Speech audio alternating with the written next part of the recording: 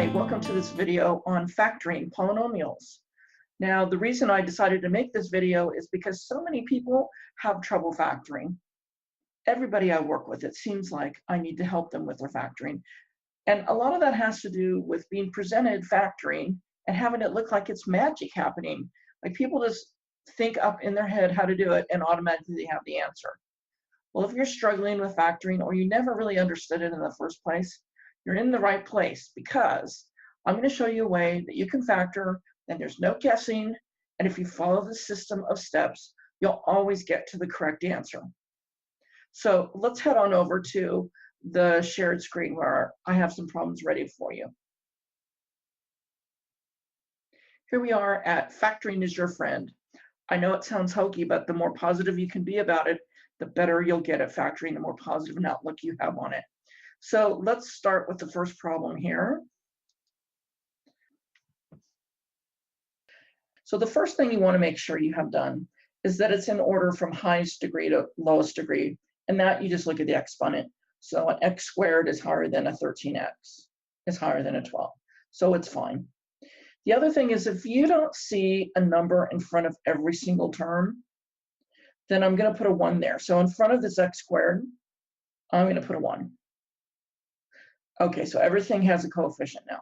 So I'm going to multiply first term times last term. So I'm going to go 1 times 12 to get 12. Okay, so over here I'm going to write a little chart, and it's going to say, okay, it's got to multiply to be 12. And so what I'm going to do is think of all the possible ways something can multiply by 12. And I kind of try to stay kind of organized about this. So I'm going to start with 1, because 1 will always go into the number. So I know I can go 1 times 12, that gives me 12. I could go 2 times 6. I could go 3 times 4. And then anything after that would just be repeating these. Okay, so those are my combinations to multiply to be the outside terms, the 12. Now, this middle term here, the 13x, I have got to get the terms that I just figured out, the multiply, they have to be coming to add to 13. So I put another column over here. What I'm going to do is I'm going to take every combination here and add them. So I'm going to go 1 plus 12. That gives me 13. Oh, yes, that's the right combination. That doesn't always work. I'm going to go through the others just to show you that the others do not work. So if I had 2 and 6, if I went 2 plus 6, I would get 8, and that would be no good, right? And if I had 3 plus 4, that would give me 7, and that is no good either, right? So it looks like our combination that we want to use on this problem is the 1 and the 12. Okay, so now what I'm going to do is, back in the original problem, I'm going to write the first and the last term, and I'm not changing it. So I have an x squared, and I know I have a plus 12. That's just from the original equation up here. And now these middle terms are going to become part of the middle terms down here. So they're coming down here. But when I write them in, because they've got to add to be this 13x, I've got to throw an x on them. So I'm going to go plus 1x plus 12x. And now you may ask, does it matter the order that you write them there? The answer is it does not matter, and I will show that to you later. Okay, so now we have our combination all figured out. Really, all the hard work's done. So now what I want to do is I want to divide this. It's always going to be 4 terms. I'm going to divide it down the middle, and then I'm going to factor this first half. And it's always going to be the kind of factoring where you take out what's in common. So what's in common between an x squared and an x? Well, an x is in common. Okay, so then I'm going to put my leftovers. So if I take an x out of x squared, there should be an x left. And then go to the next term. If I take an x out of 1x, that's going to leave me a 1. And again, that's another case where putting the coefficient there, even though it's a 1, is a good idea, so you won't forget to put it in the parentheses. Okay, so now I'm going to the second half, and I'm going to factor it by taking out what's in common, and it looks like it's 12 in common. So I'm going to take out the 12. I can't take an x because the 12 at the end doesn't have an x in it. So now I'm going to do the leftovers. If I take 12 out of 12x, that leaves me with an x plus. Now here's where people make a mistake a lot. They'll go, oh, there was a 12, I took a 12 out. I shouldn't put anything here.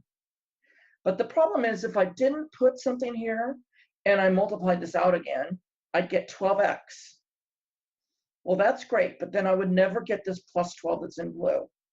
So to guarantee that I'm going to get that plus 12 that's in blue, if you take everything out, you have to put a 1 there. So is 12 times 1 12? Yes. And now here's the good thing. Once you get this factored, you should have these two parentheses matching now.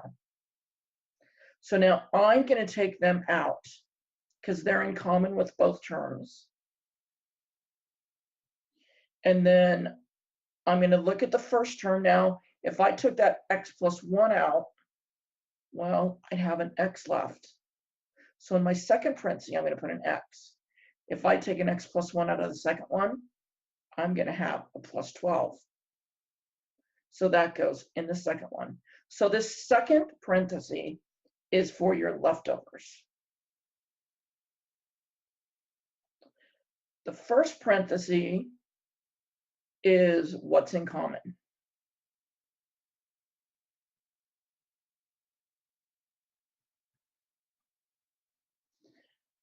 Okay, so we basically have this factored now. So now we have x plus 1 times x plus 12. And I believe that is our answer. It's factored now. And notice it was a lot of work, but once you get the steps down, it really doesn't take you very long to do it. And people that have trouble factoring to begin with find this method very comforting because you do a set number of steps. I didn't guess anywhere along this way what to do. I did all the multiples of 12. I picked the one that added up to be the 13 for my middle term, divided it down the middle, and factored out what was in common. That's basically it.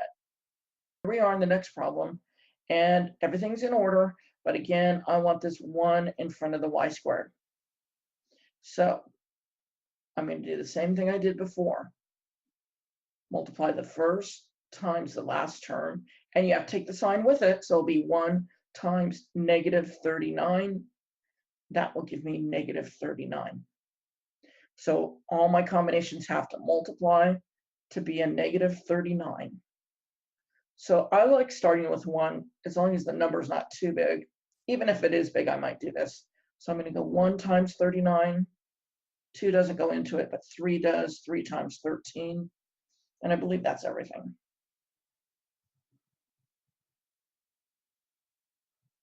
Okay, now I have all the combinations here in red, but I haven't taken into account that it's got to be a negative 39.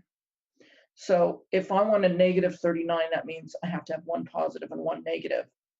Now I'll give you a little hint when you're deciding which one to go negative. You look at the middle term. If it's positive, then the bigger number has to be positive. If it's negative, the bigger number has to be negative. So in this case, I have positive. So on my combinations, I want the bigger ones positive and the little guys negative. Okay, so now I'm going to check my combinations. And again, my middle term is going to determine the next part of this. So everything has to add to be 10. So I'll just check each combination. Negative 1 plus 39 gives me 38. That's no good. That doesn't give me 10. So that's no good. And then negative 3 plus 13. Ooh, that gives me 10. I'll take that. That looks good to me. Okay, so now we're ready to put it back together with the original terms. So the first term and the last term stay the same. So I've got a y squared, and I've got a minus 39. And now the combination that I got to add is going to go in the middle. So it's going to be minus 3y plus 13y. But don't forget, when you place the middle terms and you found the combination, you always put the variable back, because this -3 and that 13y has to add to give you a 10y, not just the number 10. Okay, so everything's in there. Next step is to divide it down the middle. So I'm going to divide down the middle, and then I'll factor this side. So I can take a y out, and that would leave me with y minus 3. And then this side, I think I can take a 13 out, and that would leave me with y minus 3. Let me double check. Did my parentheses come out the same? Oh, yes, they did. That's a good thing. So I'm going to take out these terms that are the same. And then if I take that out of the first term, the only thing I have left is a y. If I take it out of the second term, all I have left is a plus 13. And just like that, we have it factored into y minus 3 times y plus 13. And notice it was exactly the same routine we did before. We found out what multiplied to give you the outside numbers and what adds to give you the inside middle term. And then we cut it in half and factored both sides. All right, let's go on to the next one then. Just get some practice here on different kinds. Okay, now this one is different because now you've got a 2 in front of the x squared term, but that's okay. We can deal with that. So what we're going to do here is we're going to take the first times the last term again, just like we did on all the other ones. So 2 times 3 gives me 6. So it's got to multiply to give me 6. So it's either going to be 1 times 6 or 2 times 3. And I'm going to look back at the original problem. Everything is positive, so I don't really need to worry about any signs at all, like I did on the last one. Okay, then we will need it to add to be this middle term, so it's got to add to be 5. So I'll just take my combination. 1 plus 6 gives me 7. No. 2 plus 3 gives me 5. Yes, that makes me very happy indeed. So it's going to be that combination. So, okay, so now let's put it all back together. The first term doesn't change, the 2x squared. The last term does not change, the plus 3. And then my middle terms are going to be the 2 and the 3. So I'll go plus 2x plus 3y. Okay. Notice again that when we do that, we should have 4 terms. And that's why this dividing in half business is going to work. So I'm going to cut it in half, and I'm going to factor the first half. Looks like I could take out 2x this time, and then I'd be left with x plus. Now be careful. If I take the whole 2x out, be careful because you have to put something in here. You've got to put the 1 so that when you multiply the 2x out again, it would give you the line right above. So if you take it all out, put a 1 there. Okay, let's do the second half now. So it looks like I could take a 3 out, and that would leave me with x plus 1. Now, did you notice how right above I put a 3y? That was just a mistake. I didn't mean to do that. I'm going to go back up here and fix that to an x for you, because everything was in an x on this problem. Okay, so now I want to take out what's in common. Looks like they both have an x plus 1. And then let's look at each term again. So the first term, if I take out an x plus 1, I'll have a 2x left. So that would be the first part of my parenthesis. If I take it out of the second one, I'd have a plus 3 left. And so you're done. We get x plus 1 times 2x plus 3. So it's really very easy, even on ones that have a number in front of the x squared.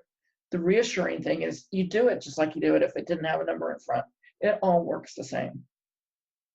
All right, let's see the next problem. Just going to practice a few. Okay, this looks a little stranger to me because the numbers seem bigger, but I'm not going to panic. I'm not going to think that I can't do it. I can do it. I just have to follow the same steps. So the first term times the last term, 6 times 4 gives me 24. So it's got to multiply to be 24. So I'll just do my combinations. 1 times 24, 2 times 12, 3 times 8, 4 times 6, and I think that's everything. And notice I do it in order, because the thing is, if you can use a calculator, you can go ahead and divide it if you don't know the combinations. But I always start at 1 and then work my way up what divides into 24. Okay, and the other reason I like that is because then I have all the possibilities here, and I know I'm not going to miss anything. Okay, before I go to the middle term now, the combination when we multiplied gave us a positive 24, but this time we need a negative middle term. Now the only way that's going to work if the outer terms are positive and the middle is negative is if both of the numbers are negative. So I need to go down here and make sure everything is negative, because a negative times a negative does give you a positive when you multiply. Okay, but to get the middle term right, we've got to make them both negatives. Okay, so now let's look at the middle term. I need the middle term to be negative 11x. So it's got to add to be negative 11. So I'll just go through. Negative 1 plus negative 24 gives me negative 25. Nope. Negative 2 plus negative 12 gives me negative 14. Getting closer, but no. Negative 3 plus negative 8 gives me negative 11. Oh, yes, yes, yes. So I'm going to stop right there. I'm not even going to bother doing the last set once I find the combination that works. Okay, so now let's put it back all together. So I have a 6x squared, and I have a plus 4. And now my middle terms are going to be minus 3x and a minus 8x. Remember to put the x's on. Okay, so we'll just keep going with this. We're going to divide it down the middle. If I factor on this side, I think I could take out a 3x, and that would leave me with 2x. And again, if I take it all out, I'm going to put a minus 1 there. The other side, you could either take out a 4 or a negative 4.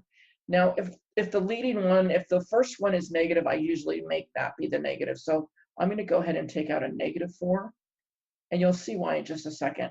So then negative 4 out of negative 8x gives me 2x. A negative 4 into a negative 4 would have to be a minus 1. And you can double check, is negative 4 times 2x negative 8x? Yes. Is negative 4 times negative 1 4? Yes. The main reason I want to take that negative out is because you need these parentheses to match. And see, now the parentheses match. If I had taken out a positive 4, then the signs would have been backwards, and it's kind of confusing that way. So I just, whatever is right here on this term, if it's negative, I'll take out a negative. If it's positive, I'll take out a positive. Okay, so I'm going to take out the 2x minus 1. And then if I take it out of the first term, that leaves me with 3x. And if I take it out of the second one, it leaves me with minus 4. And there I have it. It's done now. So on this one, we get 2x minus 1 times 3x minus 4. Okay.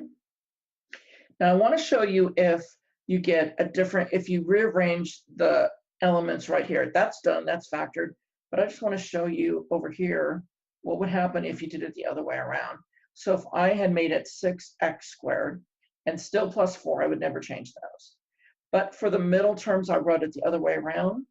If I wrote minus 8x and minus 3x, you totally could do it. You can do it either way you want here, whichever way looks easiest to you. And just to show you that this works, let's go ahead and finish this. So if I divide it down the middle, then on this side, looks like I have a 2x I can take out. And that would leave me with 3x minus 4. Now this doesn't have anything in common, except remember I told you that I'm going to look at this term, and if it's negative, I'm going to take it out. So I'm actually going to take out a -1, because there is nothing in common here. So there's nothing in common, take out a -1. And then in the parentheses, I'm going to get, to go from -1 to -3x, I would need a 3x. And a -1 out of a +4 would have to be -4. Now let's just double check that. Is -1 times 3x -3x? Yes. Is -1 times -4 4? Yes. And not only that, now I see we have matching parentheses. So I'm feeling good about this. So I'll get 3x minus 4, that's what's in common. And then, okay, if I cancel that out of the first term, that will leave me a 2x. If I take it out of the last term, it'll leave me with a -1. And notice that those two are exactly the same. It's just written backwards, but that's fine. In parentheses, it doesn't matter which comes first. So the good news is you don't really have to worry about which way you'd like to write it.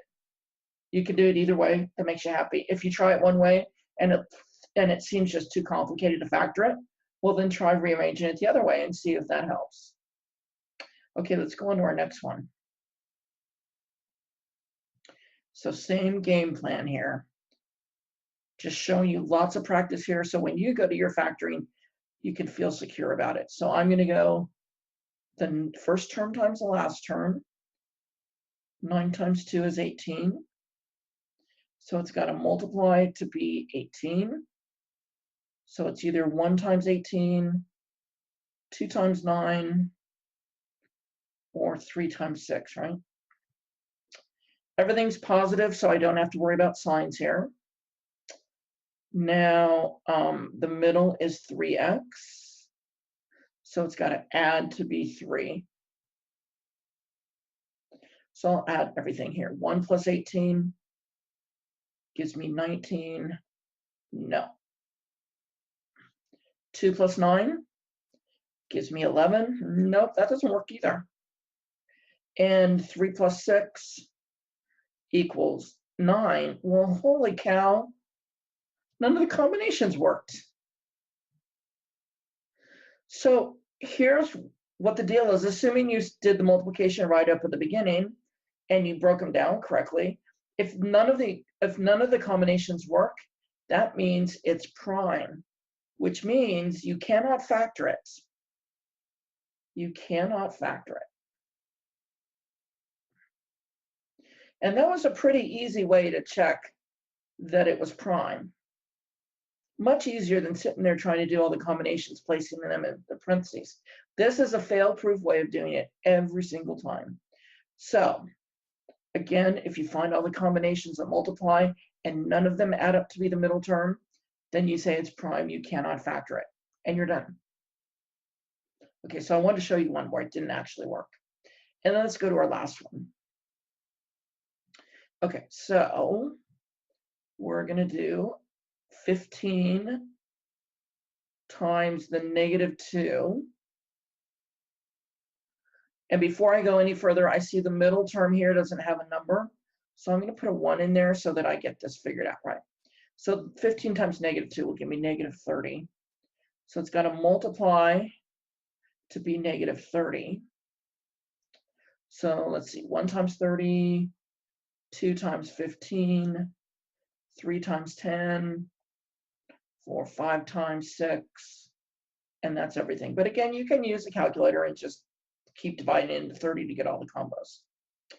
All right, so now let's deal with it having to be -30. Remember what I said before? If it's negative, you look at the middle term. If it's negative, then you want the bigger number to be negative. If the middle term's positive, you want the bigger term to be positive. So in this case, I have a -1. So I'm going to make all the bigger numbers be negative. Okay, so now let's deal with the middle term, which is -1y. So it's got to add to be -1. So 1 plus -30 gives me negative 29. No. 2 plus negative 15 gives me negative 13. No.